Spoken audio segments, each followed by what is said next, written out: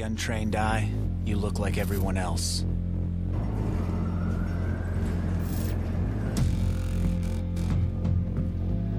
But you have another side.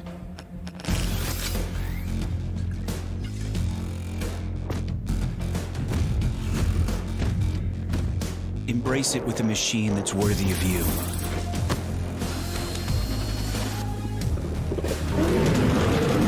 Stylish on the outside, savage on the inside.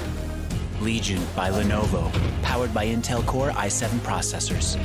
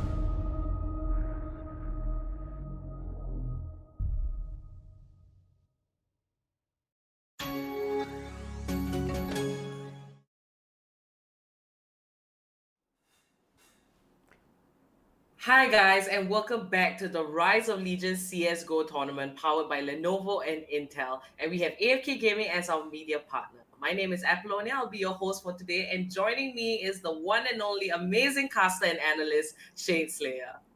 What's up, Apple? How are you doing? I'm doing great, and it's a new day, but it is also the last day of the round of 128 in this tournament. Now, yesterday we saw Mystic Gaming and Global Esports both make it out of the RO 128.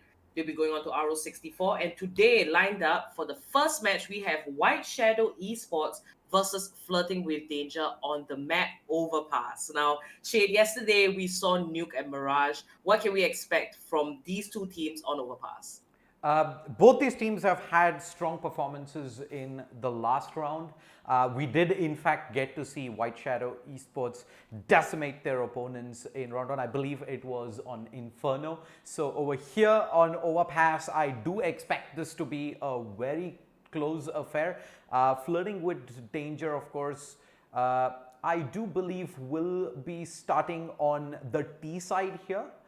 With White Shadow Esports on the CT side. So it is a slightly CT-sided map. So I do hope Flirting with Danger have a few tricks here on the T side. All right. And throughout the course of this tournament, sometimes we see teams go into a 4v5 situation. What's the best way to do that when your pause timers are up? 4v5 situation, it is a lot easier if you're actually on the T side, in the fact that you can always find yourselves entries, find yourselves in a situation where you get the opening frag and level the numbers up. On the CT side, however, it thins your defense down very hard, in which situation you probably just want to go up aggressive. It's pretty much the same strategy you use when you have the weaponry disadvantage, right? You want to instantly take that advantage away from your opponents by making a sneaky aggressive play. So yes, for all the teams out there who unfortunately do play with the numbers disadvantage, that's the way to go.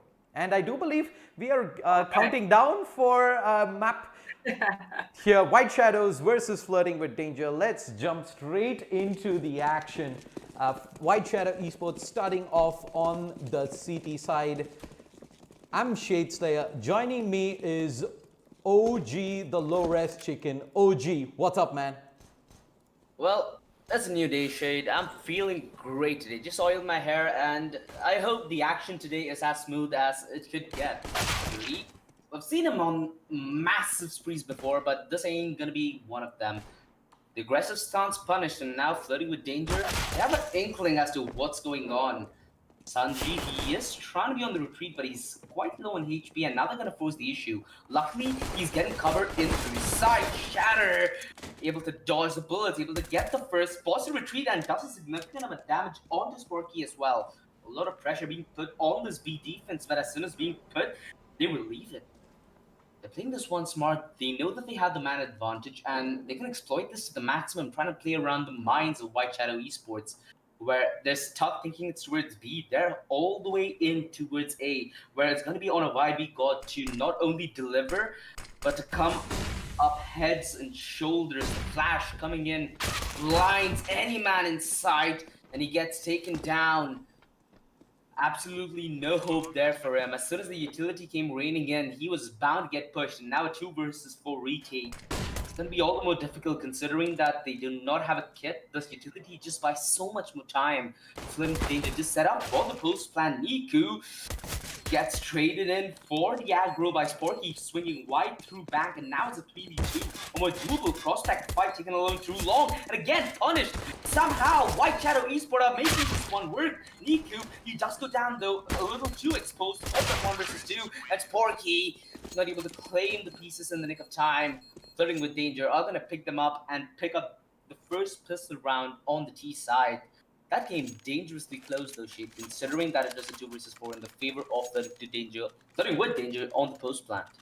Yep, White Shadow Esports there somehow managed to get the initial 2 frags. I thought the numbers advantage and the good post-plant situations that they managed to get themselves into was going to make that round a lot easier, but missing out on a couple of those duels early on almost came back to hurt Flirting with Danger, but as things stand, they do win the opening round, and White Shadow Esports, they go for the force, something that you traditionally don't see too often, OG.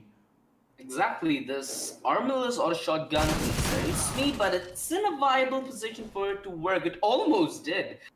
Taking Nate down to 14 HP, and now the man advantage in the favor of Flirting with Danger. Shatter could have almost landed that shot. Now Flirting with Danger has an inkling as to what's happening in towards the side. A man towards boost typically would indicate that it's a 2-man setup, because he wouldn't be leaving towards B long all unguarded. So Flirting with Danger have a piece of the puzzle in front of them. They have the man advantage as well. Nate, even despite being on 14 HP, could be on the entry and act as a mere scapegoat. Something 5-7 up close. He's good for the first, but only the first. Vibe a little too wide of a swing for him to compensate for, and who's left all alone to his side. He is done and dusted for White Shadow Esports. They better be on the safe because they invested everything into this round and have killed next to nothing thus far. Sparky, beautiful job on the timing, takes Grace down in transition to bathroom, and Vibe connected the shot. There was a viability in this round. Sadly, that all went out of the window that he missed. 2-0, Flirting with Danger.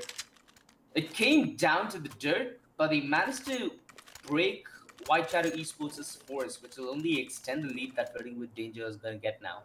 Yep, the Deagle absolutely had to find a frag there on the A side, but as soon as he goes down, the smoke goes in towards bank, the scouter is taken out of the equation, and Flirting with Danger, they win the anti-force buy, and now as the entirety of White Shadow Esports towards A, as the T's are just going to head into an empty B bomb site here.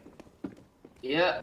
The main question for Flirting with Danger is, do you go on the hunt? These MAC-10s and the MP9 won't really be as viable as they are right now in the rounds coming forth. So I'd assume that the logical thought process is going to be Flirting with Danger, going to be on the aggressive hunt. It's all about denying this hunt, which will dictate how White Shadow Esports will play out their CT side. Because they can't afford for Flirting with Danger to get these kills with the MAC-10s. They get so much in way of kill reward that it amounts to a massive economy later on. A lot of frags found by the SMGs. That I'd say would be the one crucial condition that White Shadow Esports had to come in with their CD side approach.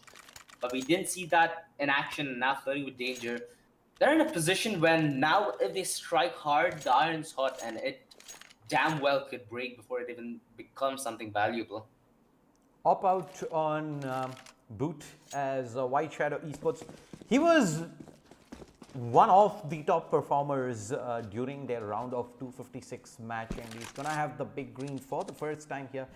Heading towards Fountain, but looks like it is gonna be a quick B-rush coming in. The flashback timing is on point, completely bind on the site. He gets absolutely nothing but the nade, and YB God on rotate, able to negate the advantage there and pick up a numbers advantage themselves. That shot almost lands, and YB, who spotted the player up at short. Do they have enough for the retake here? Anxiety, he's just got the Mac 10. He's gonna get charged down at short. And White Shadow Esports, a pretty solid retake there of the B site, and they kept themselves on the scoreboard 1-3. Exactly, Shade. There was so many things that could have gone haywire in that situation, but White Shadow Esports held their cool. And Flirting with Danger, they got picked off single file. There was no refrag set up for many of the positions that they were exposed to, and the spacing just generally felt off. It came to a point where Nico was so close to the smoke and he could have just sprayed all three of them down through the site, but we didn't see that in action, luckily. That is the absolute best case for White Shadow Esports, and they made it work even without that. That certainly does peak numbers. But now, I guess the big number is White Shadow Esports have started off on their path to redemption, right? It's not been that case where we had early replies. Throughout the majority of this tournament thus far, it's been one side dominating for the first 5-ish rounds, and then a resurgence comes in. But it seems like White Shadow Esports are earlier on that call. Pushed too long. Sanji could go massive, but Flash is perfect, and he gets completely wrecked by it. Anxiety, beautiful entry to open this round up, but the rotations are just flooding towards the A side. Mind you, Flirting with Danger still have the backline secure, and they can tap into it. Shatter just needs to gather the courage and perhaps attempt to push, as Vibe is going to be the only defender towards the B side. White Shadow Esports call a bluff. Is it going to pay out is the question, because Flirting with Danger, the bomb's headed for it. That is the only point of concern. White Shadow Esports are posted aggressive as well. They're in a position where they can capitalize, but only if the timing favors them. Anxiety, lining up the smokes. Flirting with Danger. Is it going to be a fake is the question. They still have presence to its connector, and B. The bomb going to make its way in a dangerous place, and Niku perfectly done on the sprays. Mows them down towards the toilets. And now the bomb drops. Flirting with Danger. 18 seconds. They really were flirting with danger here. They played the timer to the absolute least concerns. And that's costed them massively. A minor misstep. And White Shadow Esports plays a tripwire position where Flirting with Danger never expected and never saw coming.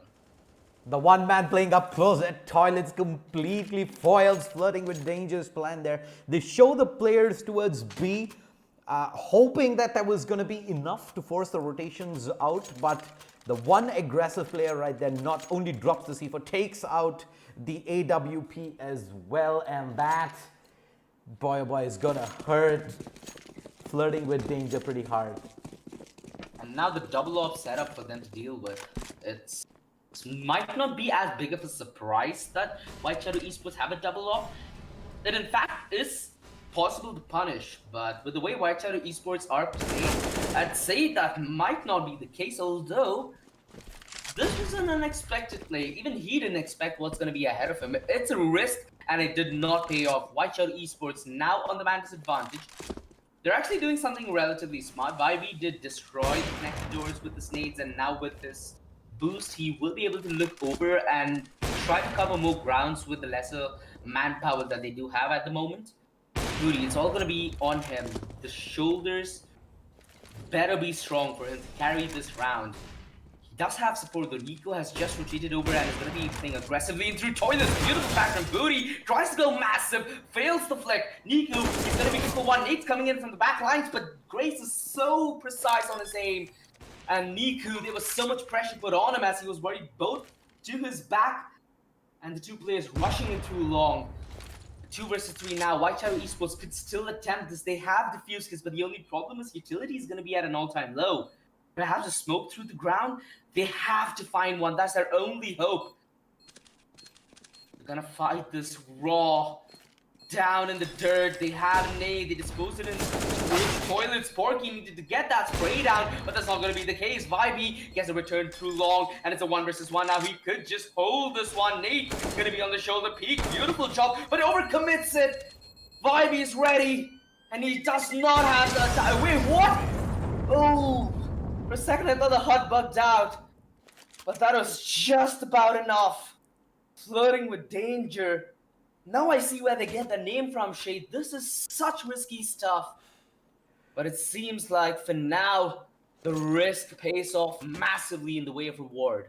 That just came down to half a second there for that diffuse to not complete, and White Shadow Esports, a 2v4 retake onto the A side.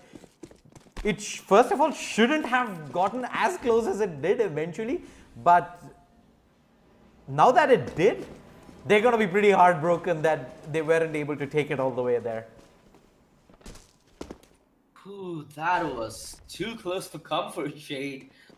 Flirting with danger. They are winning this game out, but we've seen how close rounds can tend to bite you where the sun don't shine later on through the game, right? Those rounds where you regret not keeping more guns alive, where your economy is at an all-time low, and you have to make compromises in way of utility. These are the rounds that cost you, and now Sparky looking to try and put some spies into the mix. Friday's been tagged down at 22 HP and will be yelling Mary as the back lines are compromised, but he's good to secure the kill on Sparky. The problem is, do they know about the rest of the WAN? It seems like they're just melting as time flies by, and Friday, aware as to somewhat of a cheeky maneuver from Vibey, finds him towards parry, 2-5, flirting with danger. They finally get a round where they didn't lose more than 2 men, which will be massive in growing their economy and putting more of a tighter choke on the necks of White Shadow Esports. Yeah, that was White Shadow Esports now losing quite a bit of ground here on the CT side. 2-5, flirting with danger, off to a pretty solid start here in this best of 1 round of 128 match. How's their money looking like? About $5,000 across 3 players and 3,800 on the other 2. So should be going in for the buy here. AWP probably back out onto boot. In fact, they're going to go. Wow. Okay, that's the switcher. That's pretty much the standard we do see quite a bit in the Indians. Yes, things are not going great on the CT side. Pull out the double up.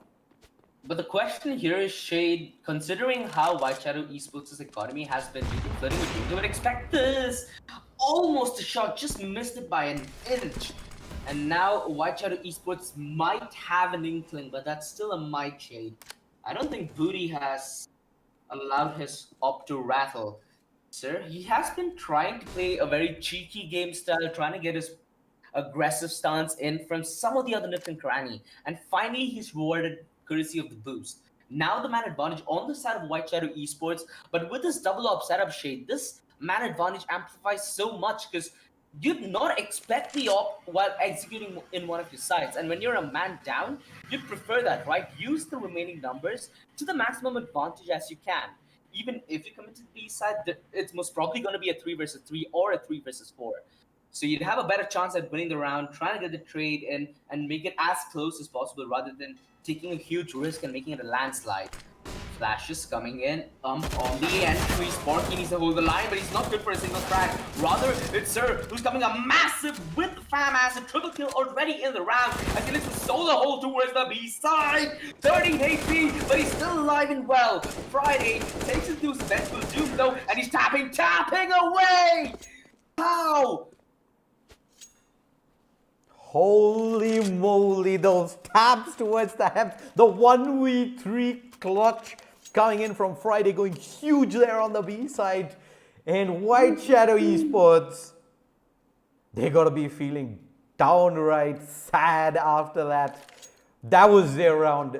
They had done everything right by the book there. The FAMAS on the B side, getting the job done, bringing it down to what looked like the round win already sealed up and bagged. But Friday refuses to tap out and, well, Flirting with Danger, they're gonna give White Shadow Esports another opportunity here.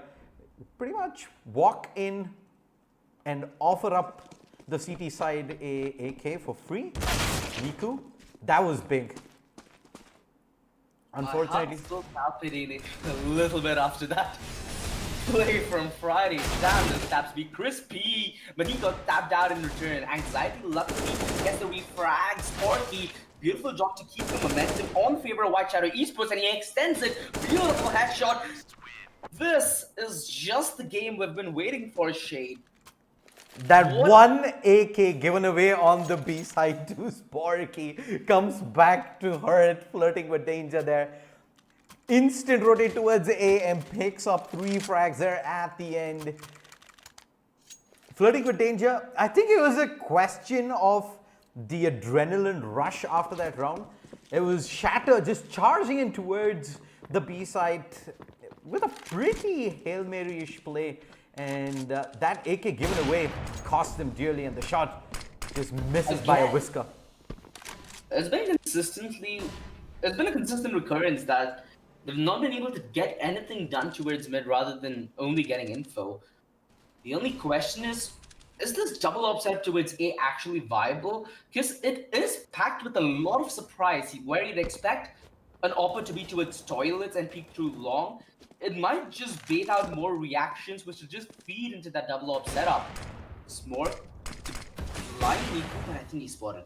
Yeah, the jump should have given his position away, and now they have an inkling that there is one op towards the ace side. But little do they know, White Shadow Esports have an ace up their sleeve, and they're just waiting for the surprise to be unpacked. This is a jack-in-the-box Shade, but the only problem is Flirting with Danger have come with their own. The fake as the entirety of White Shadow focusing towards A. Sparky is the solo defender, and he needs to come up massive with a flurry of frags, but he's only good on one. Anxiety quick on the trade. Niku, sadly, not able to deny the bomb and transition. Both the opposite towards heaven, not the best place he'd like to be. We've seen Friday tap away, but he is down and tapped out of the round. The position's aggressive for Flirting with Danger as they just completely wreck White Shadow Esports. It felt like Flirting with Danger were always a step ahead, and they struck at that one gap. But White Shadow Esports were completely blindsided. Beautiful job on the fake. Beautiful job in exploiting how passive the double up setup was set to be.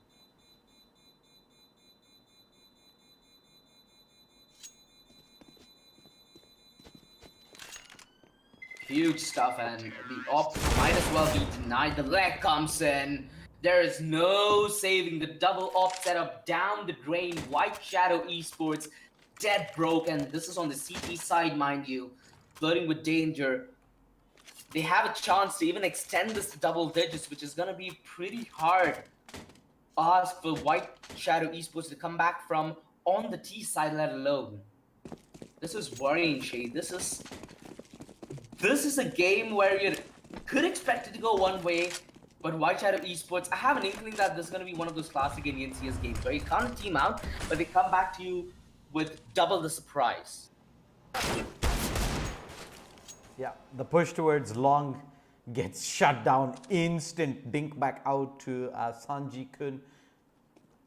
Taking control of connector as well, Nate. Not too keen on forcing the issue just yet, but yeah, there's the AWP. Takes out Niku. The early man advantage is going to leave Kun pretty much all to his own here up in toilets, and the rifles. It's going to be a tall order finding a single frag here in the position he's playing from. Exactly. The flash has been perfect for flirting with danger. With the way they're executing their map control, it's just a beauty to watch, right? It's very methodical. They're not giving much away in terms of risk. The flashes are beautiful, the executes are beautiful, and more importantly, the calm, cool composure that they have while playing this T side. It's just a dreadful thing to play against, because at any moment you need to be ready for being bamboozled, and that takes a lot, I'd say a lot of experience and nerves. And looks like we're gonna have a disconnect come through on the side of White Shadow Esports, but yep, things definitely not going their way thus far in the first half. They've got a few isolated rounds, but ever since round number 6, has just the one round in the last 6 rounds. That's pretty hard swing going the way of Flirting with Danger, and if they don't fix things soon, Flirting with Danger, they will be on the favored side with a huge lead on their side. They look a completely different squad than what they did in the round of 256. They pretty much decimated their opposition. I believe it was single digit onto the opponents on Inferno, but over here they've looked pretty much a shadow of that squad that we saw last week, John OG. Exactly. For now, Flirting with Danger seem to be in one of their best forms from since I'd say past 2 months. It seems like right now everything is clicking, and if they're able to replicate such consistent, if they're able to replicate games like this in a more consistent basis, I'd say it's right about time that a team from Tamil Nadu goes big as well, because we've not seen one in quite a while.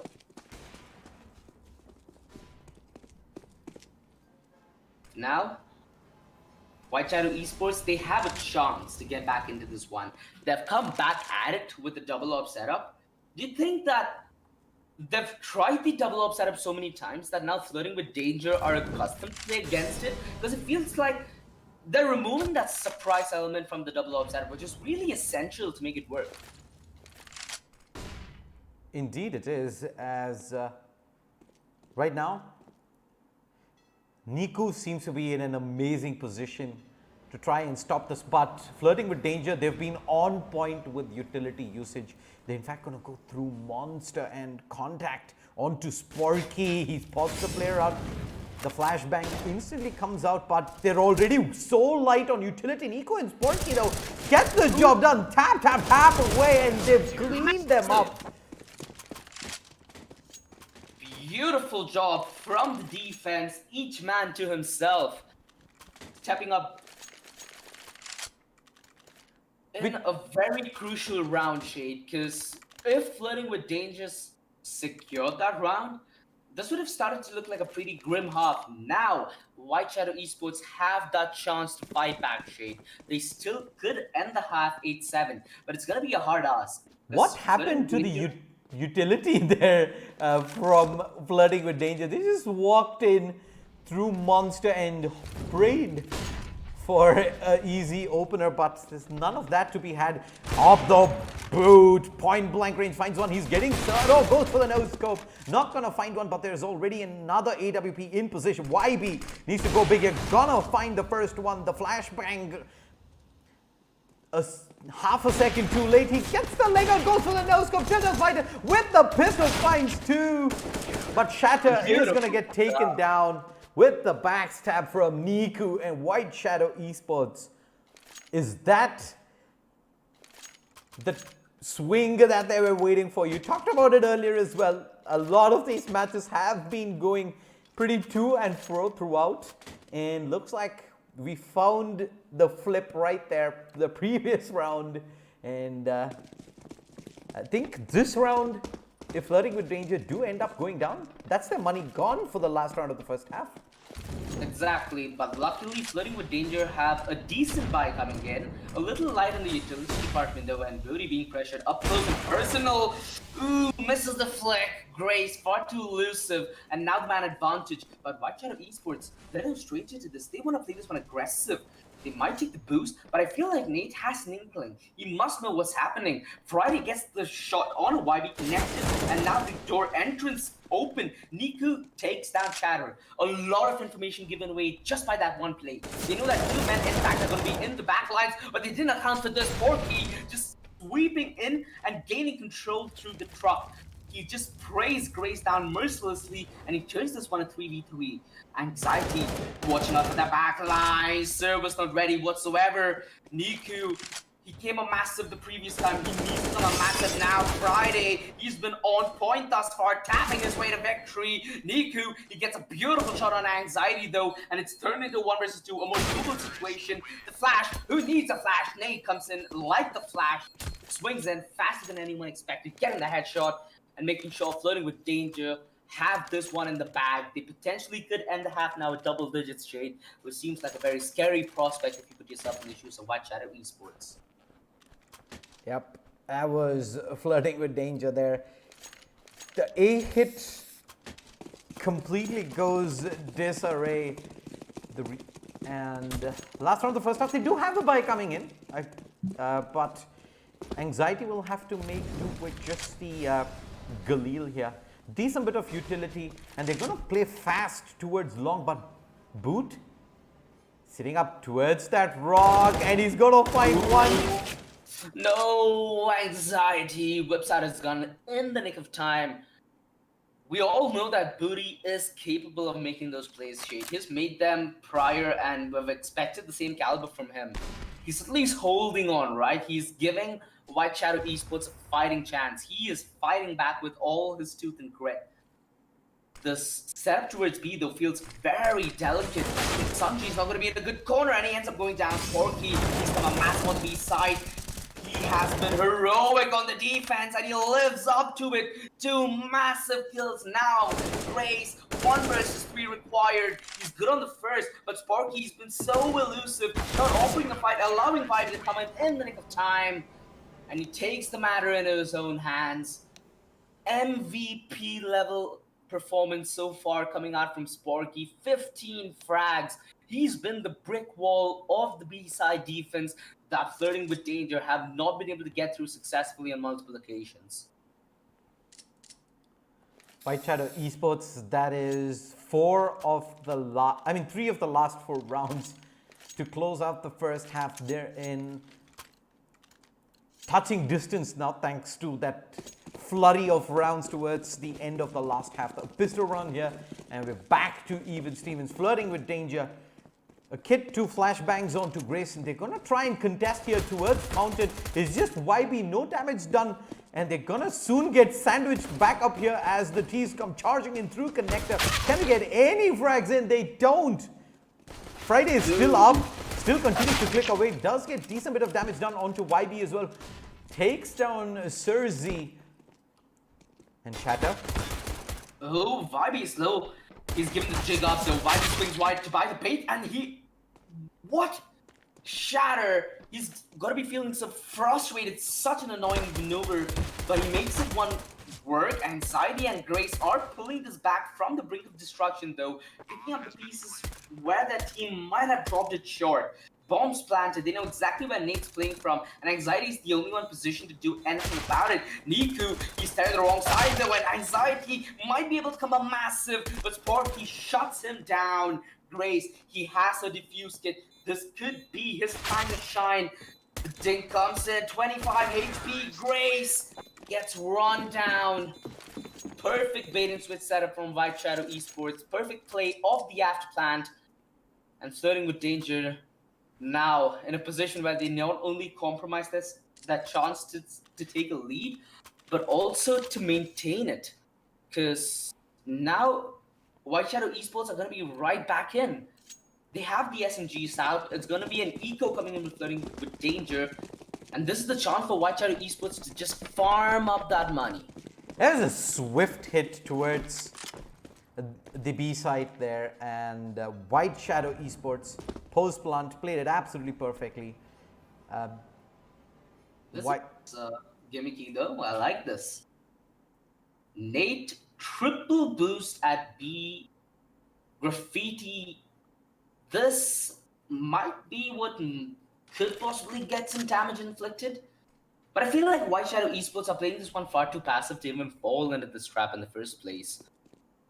For now, they have complete control of the A side, information relay, and the discipline play coming in from White Shadow Esports, not risking anything in the way of success. Because they know that at this point, in a single elimination game in that as well, there's simply no need to take these kind of rounds. I'm really, really happy to see such discipline coming from a team of this caliber.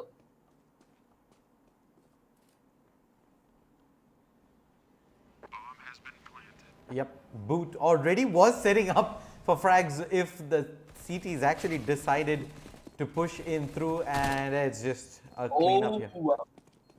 4 kills. Is he going to be given the ace? Quick ace. I'll give him that one. A very quick, very efficient ace. P90. I guess is the way to go. Yep, flirting with danger there. They were on a pretty hard eco. They decide to go for that cheesy stack towards a short P part. Yeah, White Shadow Esports. They send the Mac 10 towards A, scout out the fact that the entire A site is empty, and they move the C4 there. Discipline play prevents what might have been a disaster in that moment, but again, quick towards shot and through the smoke. The P90 gets the job done. Flirting with danger.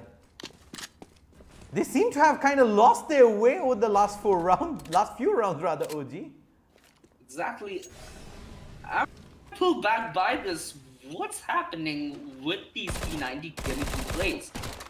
Jump, not punished. Mind you, flirting with danger have superior weapons, but significantly less utility, which is going to be the main concern here, because with White Shadow Esports investing in SMGs, they're going to be looking to close the range down, and they can do that with effective use of utility. So a lot of this has to do with the way White Shadow Esports approaches round in way of utility. There's very little in the corner for flirting with danger to play with.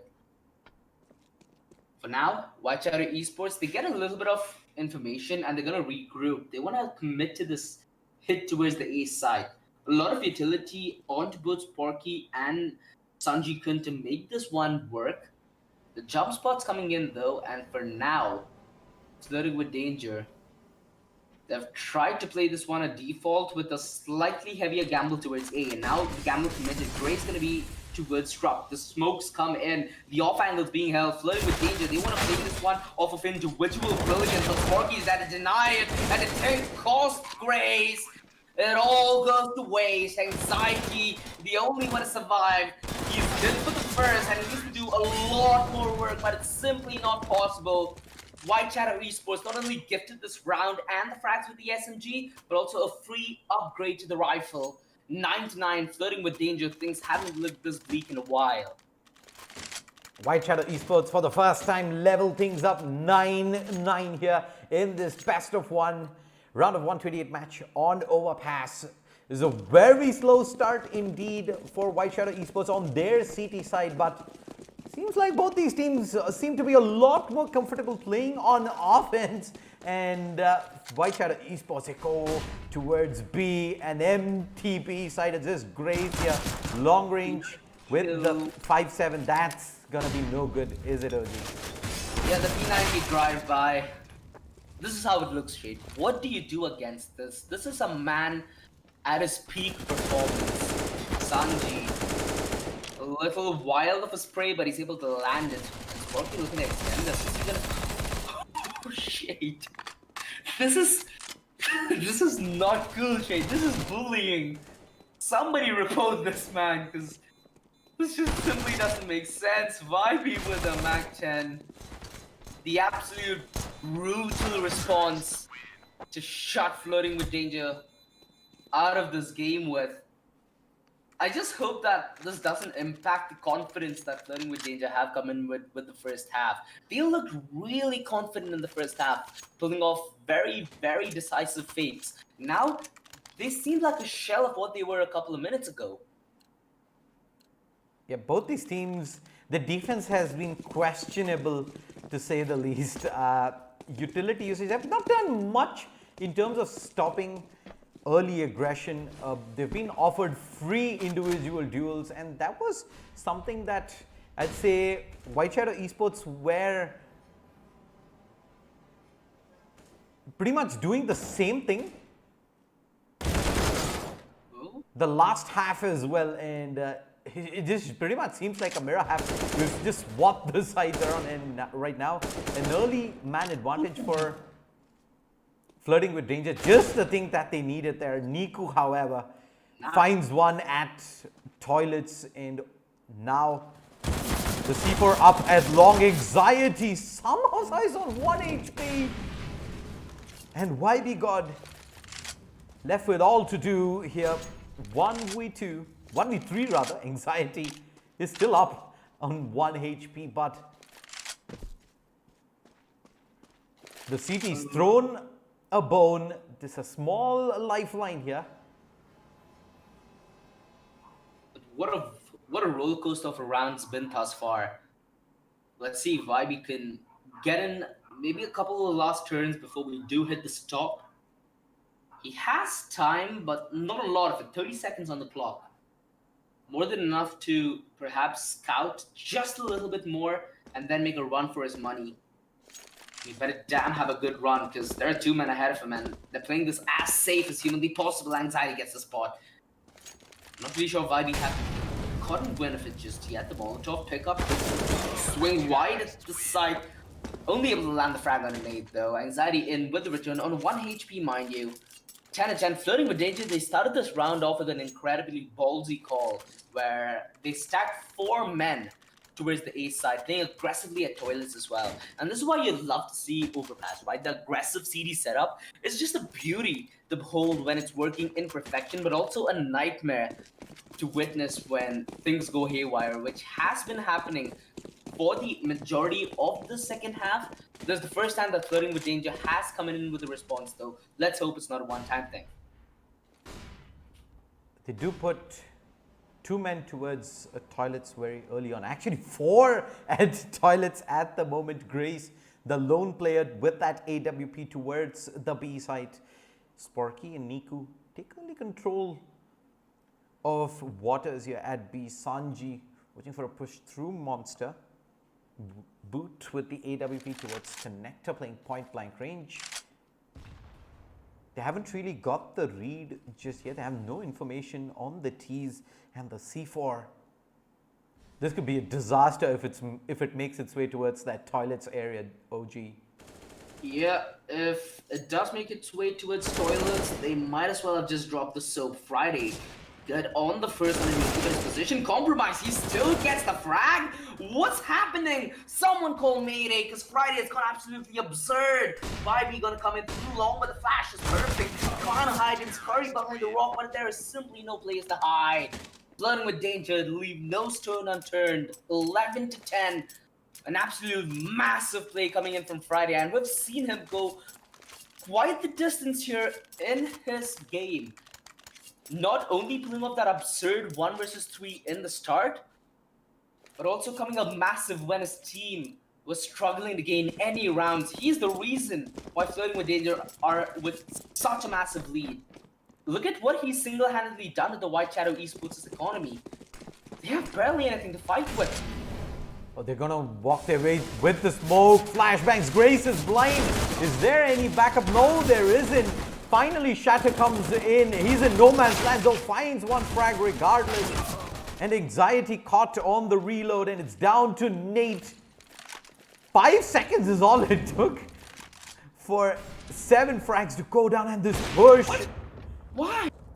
That made little to no sense. Look at the HP on his board key. Jumping down, Nate fights you! White Shadow Esports! We talk about them dropping the soap in the restroom, but What This was the was champion that? fought worse. There was no reason to push as deep as he did there on the, especially in a 1v2 situation. Walks into the AWP, offers the 1v1 and the huge whiff there on the Mac 10. Nate somehow able to clutch that out against all odds, and now flirting with danger. They flip the switch again, and it is their time to put White Shadow Esports on the ropes. I'm shivering from what I saw, Shade.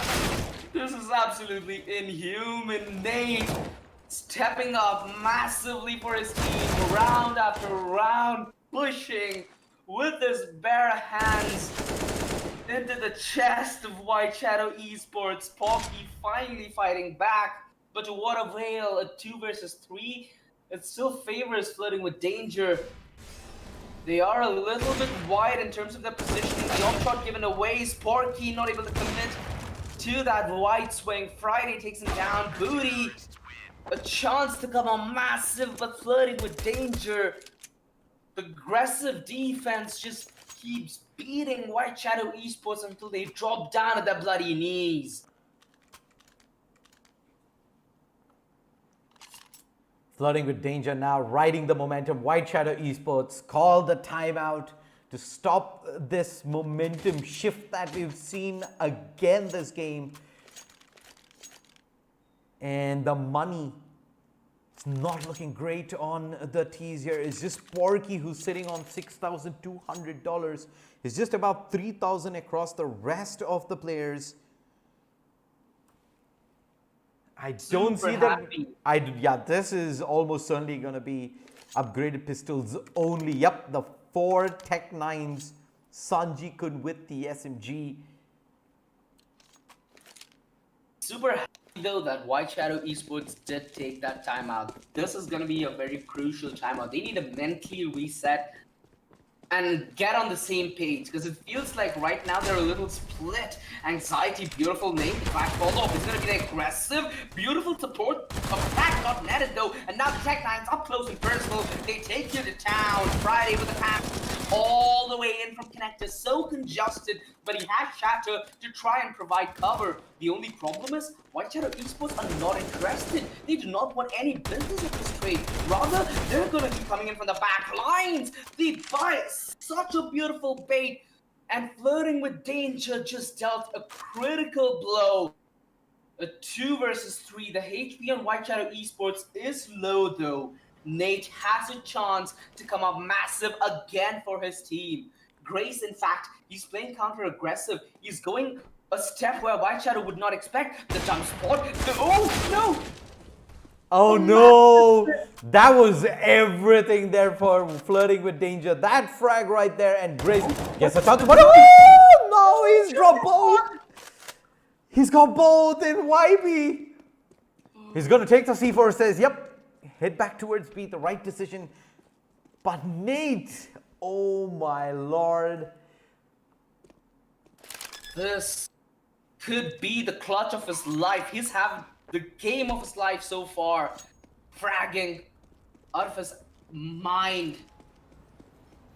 Although Vibe does pick up the op, he's playing up close and personal. Nate, he has a difficult decision. He knows that if he exits through Graffiti, there might be a possibility of Vibe playing up close. But the only problem is, it's planned for Heaven. Vibe in a perfect position to clutch, but he misses the shot. Nate, he knows exactly where Vibe is playing from. This flash meant to distract him, and Vibe just waiting for the tap to come in. Nate comes whistling, the flash comes in, blinds him to perfection, but he missed yet another. Very iffy round coming in from Vibe, but he buys just about enough time to force the save from Nate. 13-11, White Shadow Esports gifted a lifeline where it seemed to be such a questionable clutch.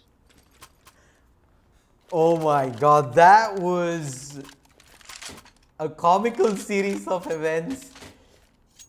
Misses from both players there at the end, but post-spawn situation, that's the beauty. As a T, As long as you ensure that you don't go down and the defuse doesn't come through, it is mission accomplished. So far, White Shadow Esports, this has been one of their more decent buys. Coming out of the half, great. He's been a little iffy with the AWP lately, but he's found redemption in the frag on a Niku. He's still holding very up close though. The smoke should allow him to retreat, and he's returned back to sanity. The man advantage secured, and Flirting with Danger more than ready to play patient now, because the ball's on the court for White Shadow Esports, and it's their move that is pending. What do they do at this point? We've seen Flirting with Danger earlier on that T-side half come in with a lot of faith. The only problem is they didn't allow White Shadow Esports to get this aggressive. Flirting with Danger, they have very, very aggressive positions. Nate's positioning through B-Shot alone secures so much of map control and information, and they're more than ready for a hit towards the A side. White Shadow Esports, I feel like they might be walking into a very deadly trap here. Flirting with Danger, they've gambled a lot of their eggs into this one basket, and it might just pay in way of rewards massively. 30 seconds on the clock.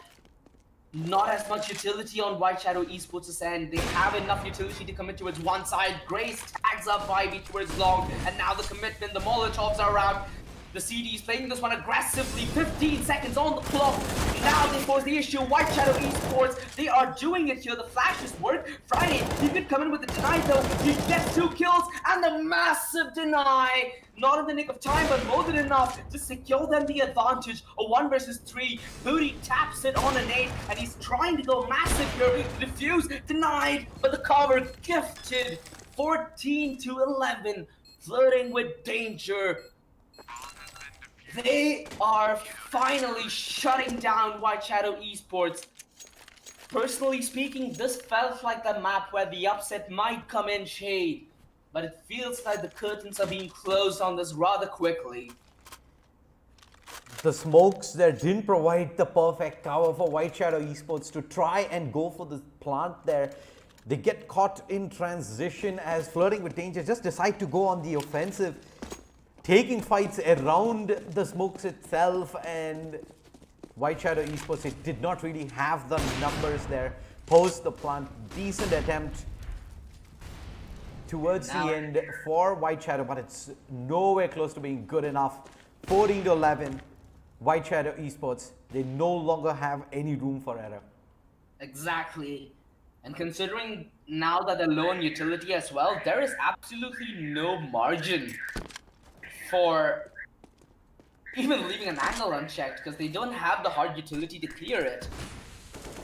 Push through short, White Shadow Esports gaining map control and Flirting with Danger, falling man after man. Friday, we've seen it come up massive shade, the molly towards long, so he puts all his efforts towards short, but he comes up a little short on the trade. The man advantage, but anxiety, oh, he's just a tad bit too late, could have saved Grace's existence there. But that's just not going to be the case. Anxiety in a 1 versus 2 with an all to do. This is his chance to just shut down White Shadow Esports, but the nade from Vibe sends him packing. 14-12. White Shadow Esports, they're still in it, but just barely. Flirting with Danger, however, their money is done for. They're sitting on about $2,000 across the board. And this is a hard eco. White Shadow Esports gonna not only win the previous round, set themselves up in a wonderful position to take this one as well. And the gamble from Flirting with Danger to head towards mid, completely useless this time around as White Shadow Esports walk into an MTB site, and that is round number 13 secured for the T's. Beautiful stuff. For now, Flirting with Danger, they entered this with a gamble, right? They have the lead, and there's no reason to give it up for unnecessary reasons. Compromise a little bit of your lead, get your big guns up, and they've done this, right? They know how to shut White Shadow Esports down. It's not that big of a surprise for them. Right now, the only hope that White Shadow Esports have is how adaptable they can be. Right now is the situation where you cannot afford to be outread, because one single deny, one single misstep, one single toe out of line, and you, my friend, are on the verge of getting decapitated. We've seen Flirting with Danger pull off such rounds where they've been the one playing aggressive, they've been the one taking the initiative to take such gambly and risky plays, and it has paid off, right? The only question is, are White Shadow Esports gonna allow it to get paid off right now? Right now, it's a situation where Flirting with Danger would be comfortable with executing such plays as well, considering they're gonna be on mere pistols. They can invest in the next round comfortably and just try to assure the best possible buy to get you into the map and match point. Flirting with Danger, sitting on about $4,000 across. I do expect them to pull out a few upgraded pistols here, try and have a go at this. Question is, every single time they've been in a situation like this, in fact both teams, they've pretty much put all their eggs in one basket. We see the stacks towards B short, we saw the stack towards toilets, we even saw the long push, so push towards mid. So we've not really seen them spread out and try and maybe put these pistols to individual duels, but rather try and chase with the numbers. Let's see if Flirting with Danger are going to look to try some of that, but having invested into some utility here, 2 smokes, the 1 incendiary, 2 flashbangs, is indication of quite the contrary. Right now, they are trying to see what's the more effective way to deal with White Shadow Esports, right? They come in with this investment, it's completely justifiable. Grace will be able to get a really good buy coming in the next round. He might lack maybe a flashbang or a smoke. He certainly will get helmetless M4, which should be the trend for the rest of his team as well. They should have an op setup as well onto Nate. That's only if they desire to go for an op setup. Most of the times, you might feel that a complete M4 setup might get you as activated as you can while you're on the offensive stance, right? Because you have the ability to kill more than one man at a time. You have the chance to set up a crossfire, and you have the chance to completely decapitate and mesh out whatever White Shadow Esports are going to try and pull off. The only win condition here for White Shadow Esports is that they not only break this buy with keeping as many of their forces alive, but also try to be as unexpected on both this round and the next buy round, where Flirting with Danger will come in with every piece of utility they could even dream of to take this one home. A lot of players towards B here. Niku, Sparky, no one really playing it aggressive, and that's a huge win there. The first duel, they get the numbers advantage. Niku just down to about 50% health. Just push through Sparky. And it is expected. Yeah, it is expected from both ways. Sparky, however, beautiful read onto the man playing short. It was a bait and switch setup, and it was quite evident in the way it was. Beautiful play from White Shadow Esports, not losing a single man. 14 of 14 trade. This has been one of the closest matches so far in the tournament, and what a beauty to behold on the stream, because this is what CS is about, Shade. This is the adrenaline rush of when everything is on the line. And the last day of the round of 128 matches, probably giving us an indication of what to expect in the days. Oh no, it's going to be a straight up B hit, quick and fast, and Flirting with Danger do have the utility here. They get the opener, try to get one, turn back across.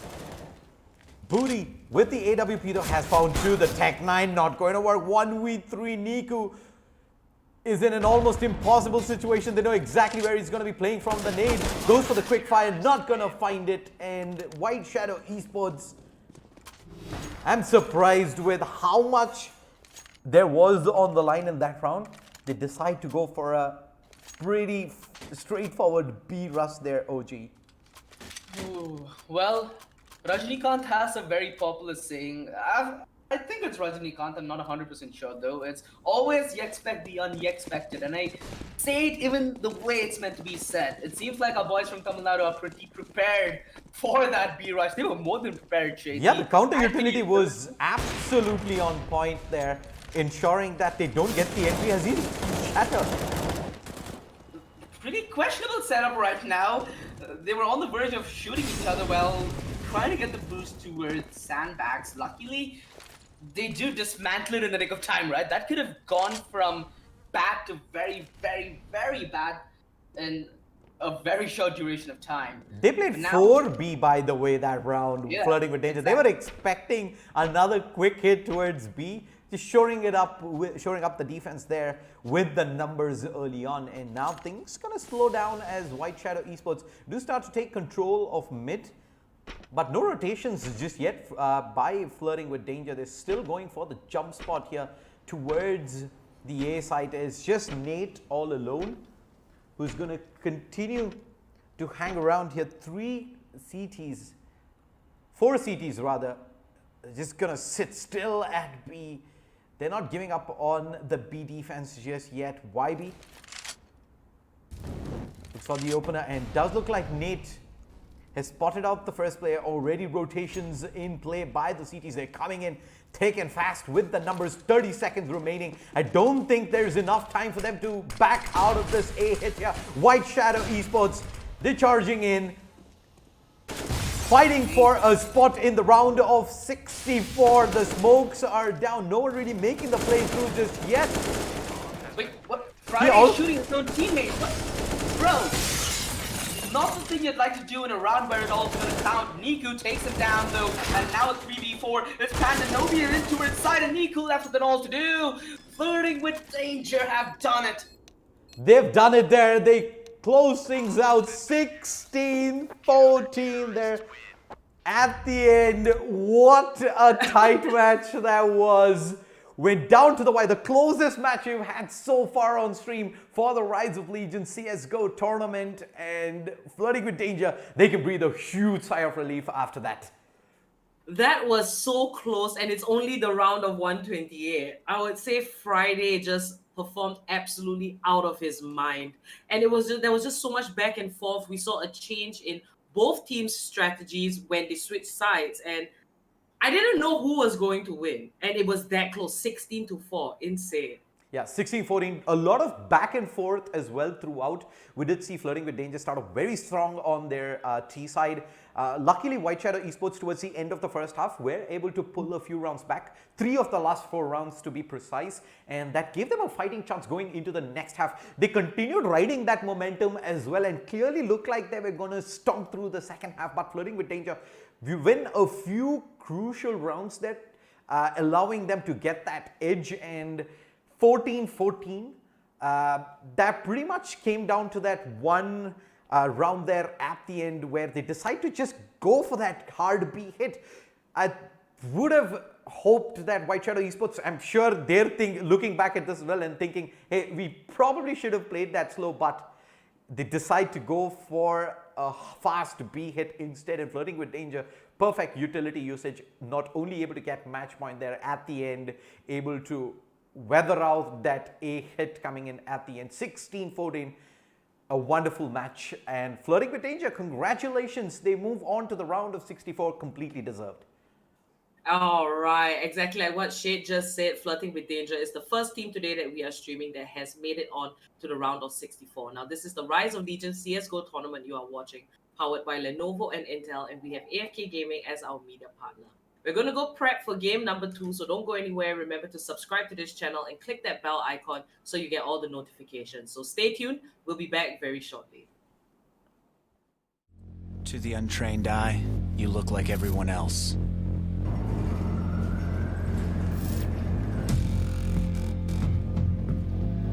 But you have another side.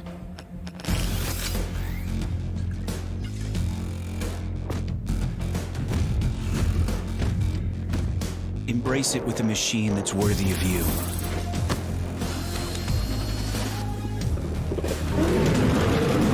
Stylish on the outside, savage on the inside.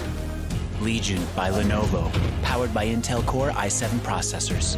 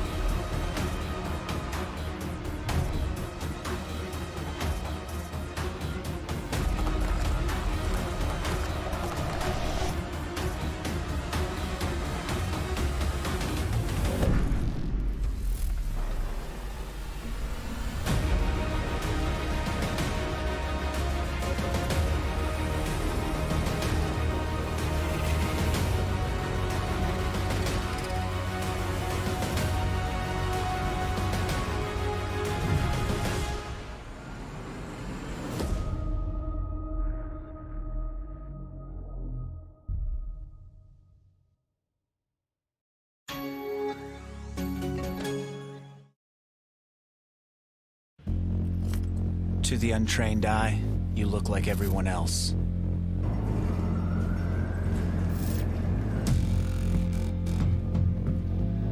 But you have another side.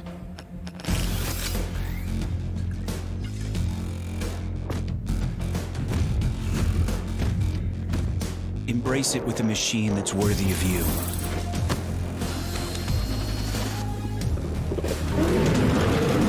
Stylish on the outside, savage on the inside. Legion by Lenovo, powered by Intel Core i7 processors.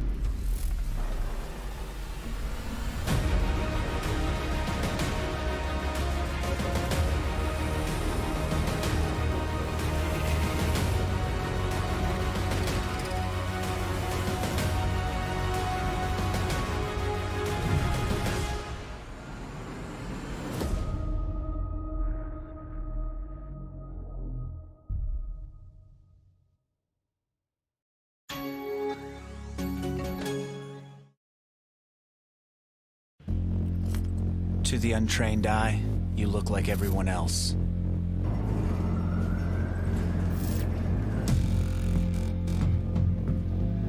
But you have another side.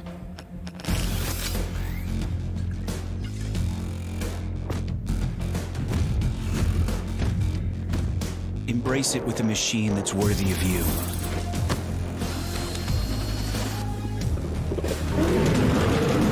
Stylish on the outside, savage on the inside. Legion by Lenovo, powered by Intel Core i7 processors.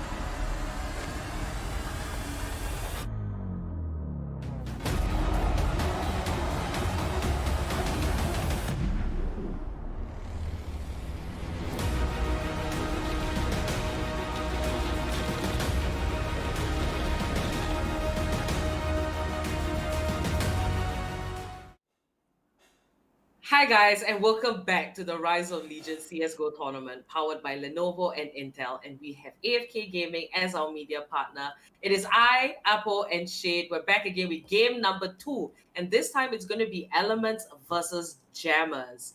And Shade, take us through this game. What can we expect? Uh, Elements, they're one of the teams from, I believe, northeast part of India who've been in the Counter-Strike scene for a very long time. They've fielded very strong teams who've almost always made it to the top 10 situation in many of the national level tournaments. Let's see if they're gonna be able to continue their run. I do see a lot of new names in this roster. I've seen this roster undergo quite a bit of changes over the years, and unfortunately right now I only know a couple of names in that roster. But if the history of this squad is anything to go by, they're gonna be a pretty strong contender to not only win this match but to progress through maybe towards the quarterfinals, semifinals of this tournament pretty deep in.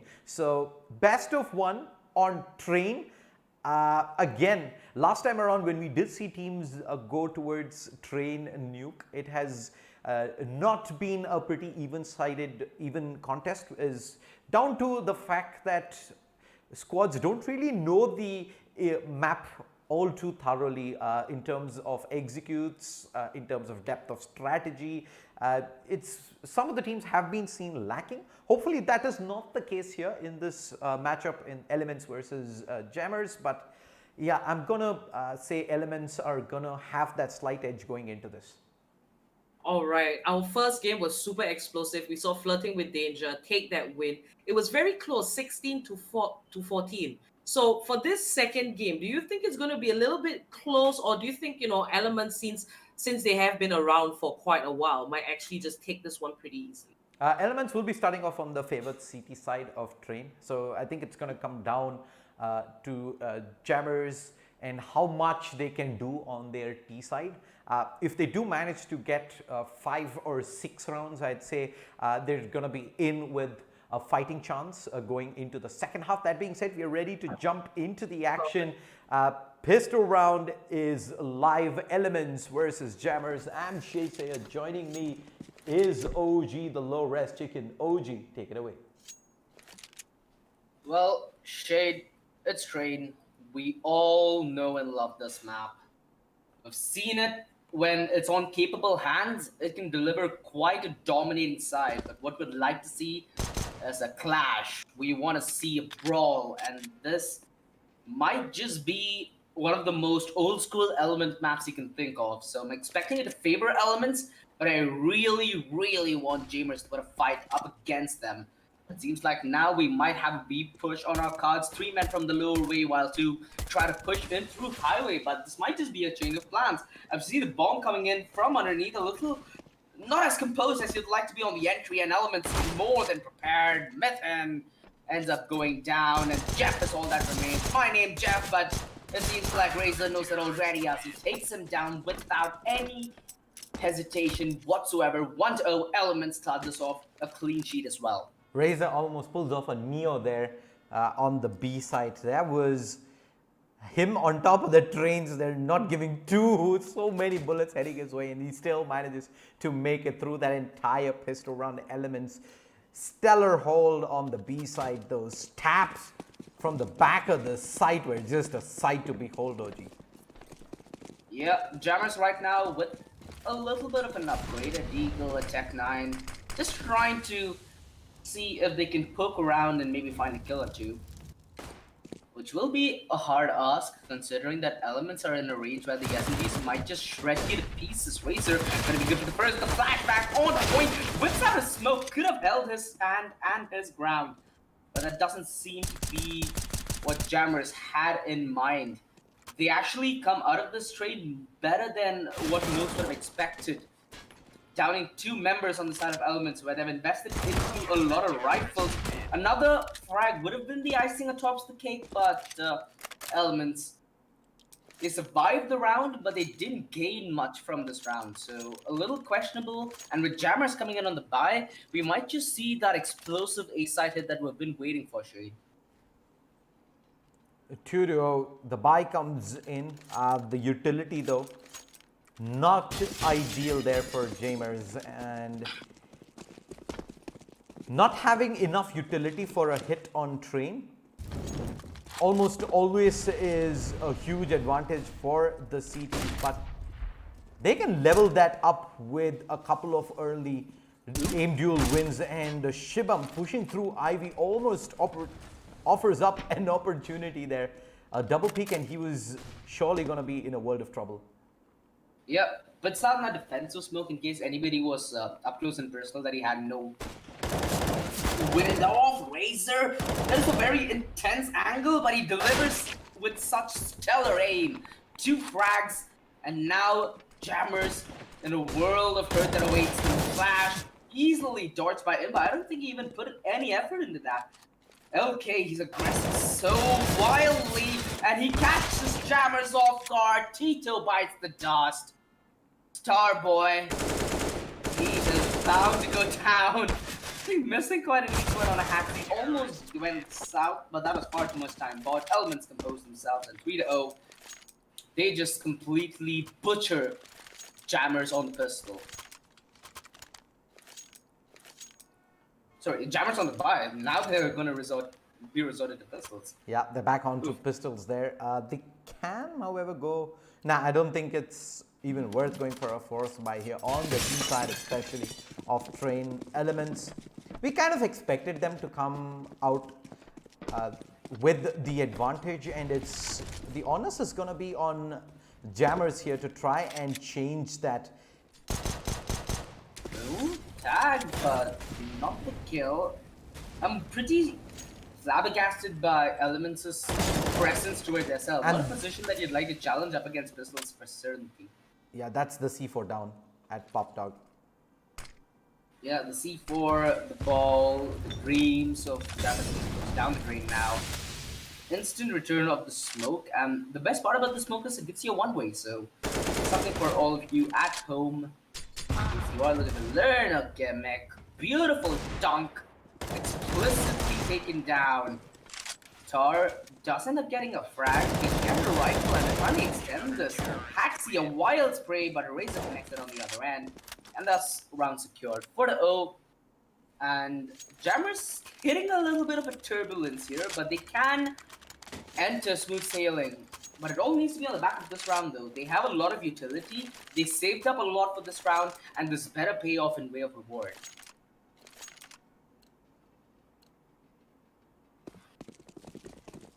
Unfortunately, their Jammers, they played way too slow there, allowing Elements to get on top. The first huge mistake was the drop of that C4 down the ladder. Pretty much restricted what they could do, but the pop flash, the CT did try and dodge that, but it was a wee bit too late. Early man advantage for Jammers, and they could take control of B halls here. C4 just about making its way back in towards B, and it's just Haxi all alone all the way back inside. Yeah, he has pretty aggressive tees headed towards his position, but he's more than ready to answer that call. The nade combo! It doesn't do nearly as much damage as I expected, although the damage is dealt by the coordination that Elements have on their aggression. You can see that in a split second, the tables turned completely. For a second, it looked like James had such an upper hand headed into that B hit. But on a flip of the switch, Elements were more than ready and in position where they can completely sabotage whatever Jammers had in action. Just to put things in perspective, that was a two-man advantage to Jammers as their push came in towards B, and Elements 3v5 get the 5 frags in. Aye, aye, aye.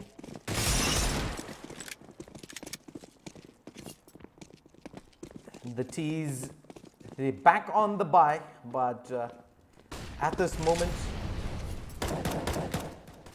They've pretty much been figured out by Elements.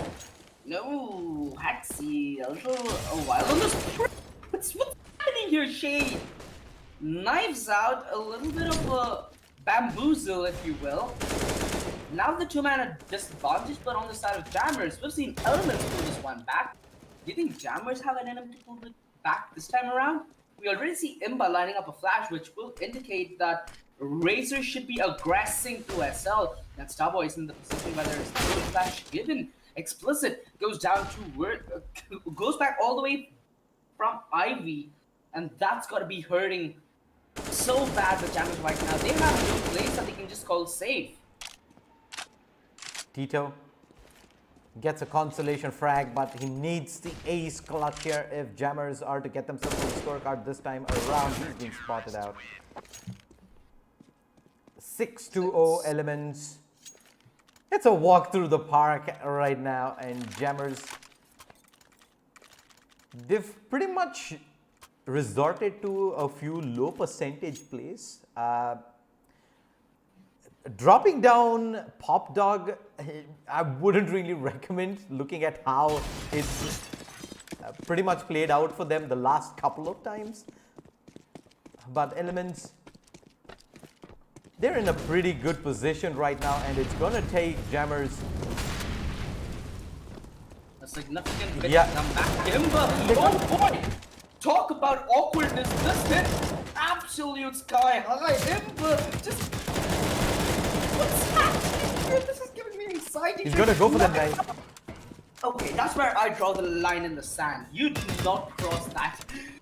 Even if you're Marzel, you did not think about pulling such plays. And this man is having one hell of confidence high at the moment. Oh boy.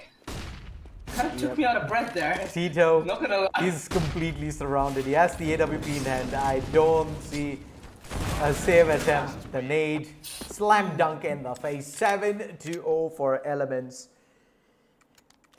Well, the one thing I God help me. expected Jammers to not do that round was to force Pop Dog, and that's exactly what they do. 2 players down right at the start. That is not working. I think it is time for this tease to pull the plug on that strat and try something different.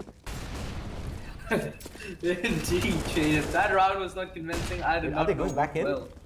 Flashbacks, they're heading back towards Pop Dog. Oh no. They come back into the blender. And it's been proven time and time and again. Razor takes down Imba. What is happening here, Shade? As if things weren't good enough. They're like, hey, you know what's better? You can't get those frags. You know why? Well, it pretty much came down to a team kill to allow Jammers actually an opening back into this. Shady. I feel like it's happening again. Do we have a 16-0? I feel it. Jammers. It's pretty evident, right, when you do not have a wide strat book and you keep going and trying something desperately to make it work, even though on every single occasion it hasn't. Jammers, I feel like it might have just been a problem with the veto trade. We've seen this in the previous game on Train as well. It ended up being a landslide just due to the amount of experience one side had over the other. It feels like a similar situation in this case as well, where Elements are clearly asserting themselves as the more dominant team here in this matchup. LK, AWP shooting practice at the moment. They try to do something different, but yeah, a push through to Olaf pretty much ends up the same way as the last few rounds did, and Jammers, I mean, 11 out of 10 for perseverance, but this isn't looking too promising at the moment. Elements are not having to do, not having to put a lot of effort either. Jammers, their attack has been pretty one-dimensional. They have a couple of variations, but more or less it has been committing as 5 to one part of the map, and this time it is going to be Ivy. We haven't seen them hit Ivy so far, but LK is ready here with the AWP. Oh boy. We all know what's gonna happen. He spotted them as well. LK is just gonna be comfortable holding this angle while Haxi takes matters into his own hands, pushes all the way deep past Shars, and has dropped the bomb. This puts Jammers in a world of pain in terms of positioning, and the pain's just being dealt blow after blow after blow. Razor trying to pull off the MLG no scope there, but not gonna pan out for obvious reasons. Tito, 1 versus 3 though, he's come massively up for the task. Now a 1 versus 2, but he's down at 24 HP, and his location is almost taken care of by Shibam. A little bit of an angle, might have just been timing playing him wrong, but luckily Elements do maintain the clean sheet. Jammers. It took Elements to have so many missteps for Jammers to even make a round look like they're contesting it. But now, I guess this is a pretty good opening game, at least on stream for the Elements thus far.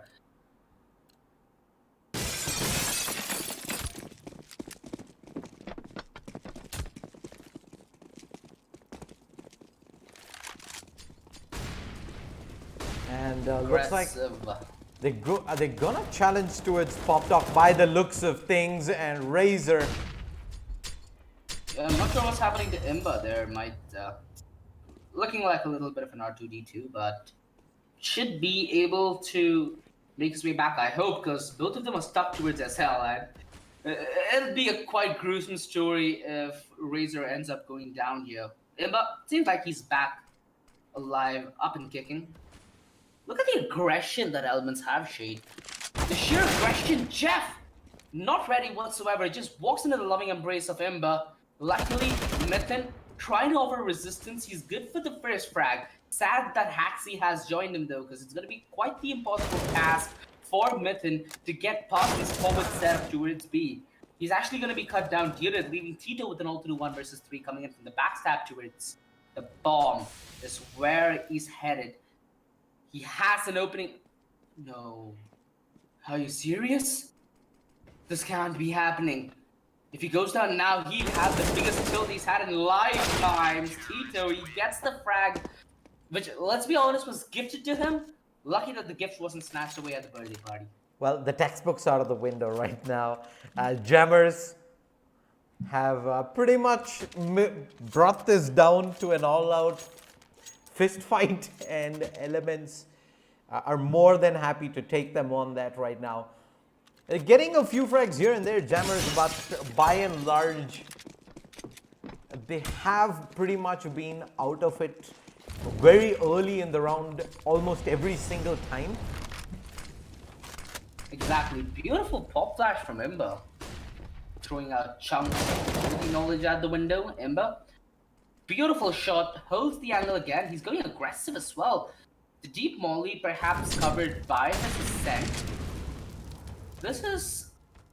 This man is just on another level right now. Jeff getting tagged down desperately low. Down to 40. Just trying to hold towards SL. But Burnbot's gonna find Explicit out of position. The nade almost hits its mark. If it did, Jeff would have had a massive chance of going down. 2 versus 5 nonetheless, and Imba. He has been, I feel like, the MVP of the game, Shade. His aggressiveness has completely caught Jammers off guard, and is the sole reason why Elements have such a dominant scoreline in this game. And they're checking the smoke. They're expecting Jeff to be trying something sneaky, but Jammers by and large again, the first tee just drops down. Pop Dog just hoping for a miracle the 10th time now. It's pretty much been Elements showing up with a CT towards Ivy to collect the numbers advantage early on, and Jammers should realize that by now that is a fight they're not going to win unless they change their strategy entirely of taking Pop Dog early, and this time they're going to completely bypass it. They're going for a quick B hit, but through the Molotov, Haxi is just going to burn the first player down. The Razors on the backstab. If I'm not mistaken, that actually wasn't a fault by Jammers. The smoke bug. Oh my god. They put the molly on the smoke, but the smoke bounced instead of being spread. Ay, ay, ay. At this point, even the game is against Jammers. The odds stacked against them. And at this point, Explicit just trying to scavenge as much as he can for Winter. Starboy, position discovered, Mac 10 in hand. Explicit, enough distraction both though for him to be in a viable position. The bunny hop is that Foon? Okay, if he landed that no scope there, Shade, I kid you not, I would have lost a lot of brain cells today. Explicit, however, turns back across, gets himself into a 1v2 situation. This is definitely doable. It is the closest they've probably gotten so far towards taking a round. And Explicit, oh no, no, no, no. And it just, yeah, this is This is the classic case of one team completely ranking the other. It's not like Jammers are bad aimers. They're able to get some of these aim deals down. In some of these rounds, it did end up coming close. But it's just not the amount of experience Element has, right? Like you said, one of the oldest rosters, if I'm not wrong, Razor and Imba have been part of this organization for quite a while now. So the age certainly showing, but in terms of prestige, 13-0, the clean sheet remains for Elements. And are they looking to close this one out at 16-0? Beautiful shot. Legendary killer.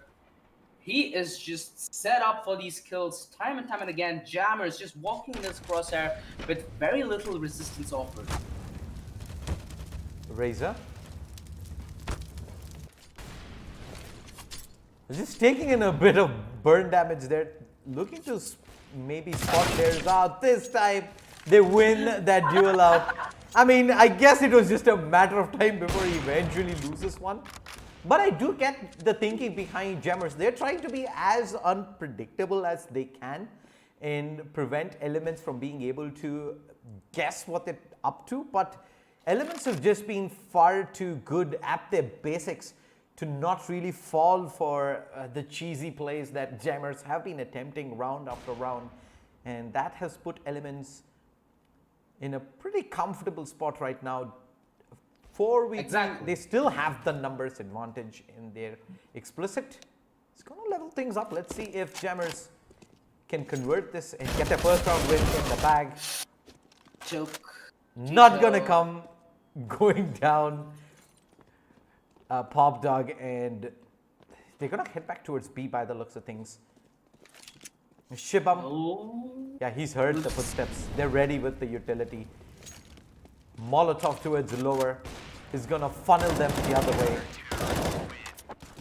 And a quick spray. 14-0 Elements on half point, on the verge of hitting match point, and making it look like they didn't even break a sweat. Double up setup this time around. I think this is one of the few times we've seen Elements opt in for a double up setup, Shade.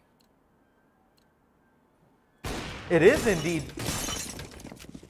But at this point of time, I think they can probably run the penta-op setup and it probably wouldn't matter. Last round of the first half, they've got nothing to lose. Oh no. The Jammers, already losing a significant bit of what they have left remaining. The Molotov should give away the whereabouts of Jeff, and also taking him down to 8 HP, 3 HP if I'm not mistaken. Yep, that's 8 HP.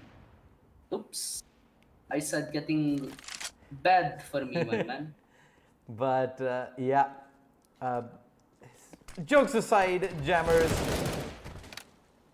Yeah, Imba has been trying that for quite a few rounds now, and they somehow get themselves into a 3v3.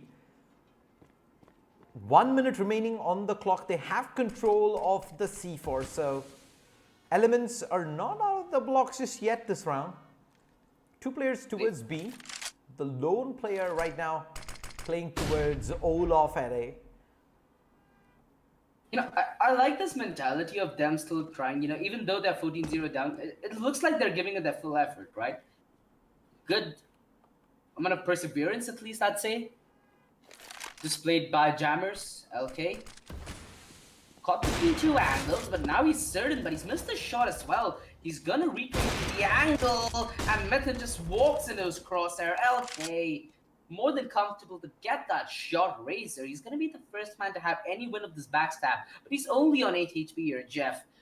There's not a lot of surprise here. Back, and Haxi, in fact, comes back from CT connected to deny him, and 15-0 Elements maintain the clean sheet, and if they pick up the pistol shade, we'll have a day that we both enjoyed, right? Where we saw one amazing game one, but there has to be that balance between fun and your fair share of clean sweeps, especially in this stage of the tournament. It seems like Elements are preparing themselves to the best to take them forth as much as they can, and it's good to see such a resurgence from such an aged organization as well, right? Yep, and they're doing it in style as well. The attempt at a flawless win here today. They're gonna hit a nice and fast. Jammer is actually playing very deep in defense, and Razor's already pushed straight back up. Oh boy.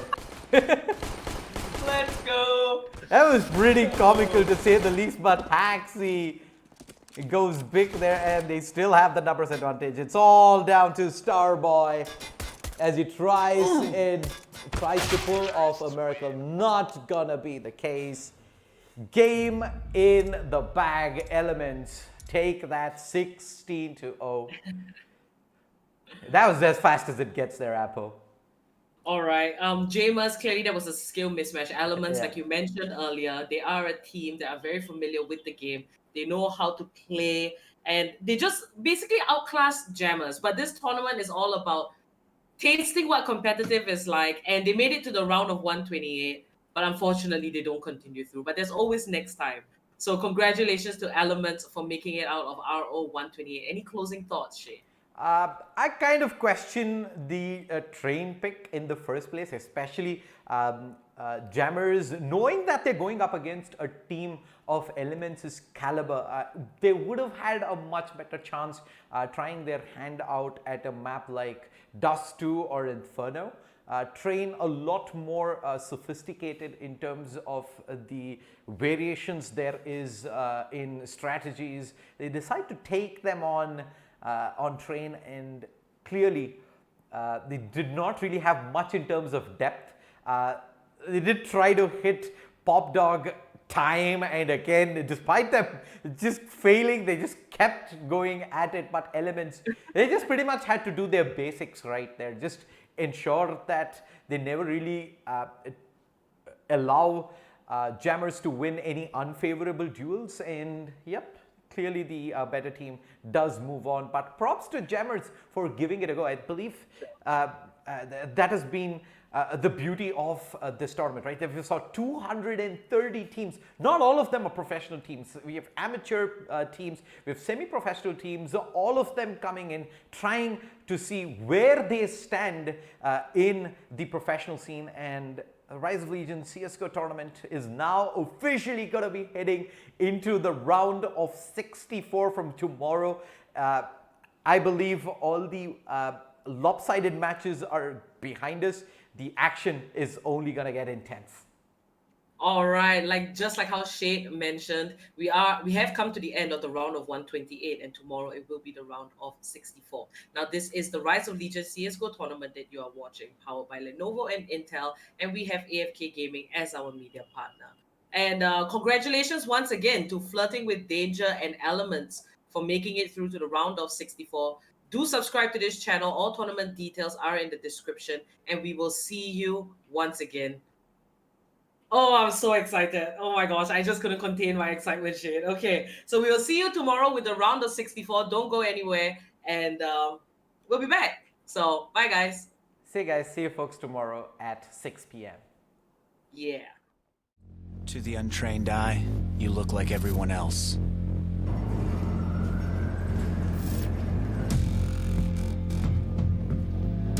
But you have another side.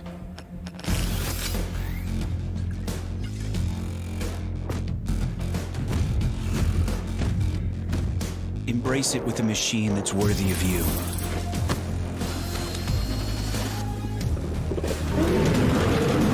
Stylish on the outside, savage on the inside. Legion by Lenovo, powered by Intel Core i7 processors.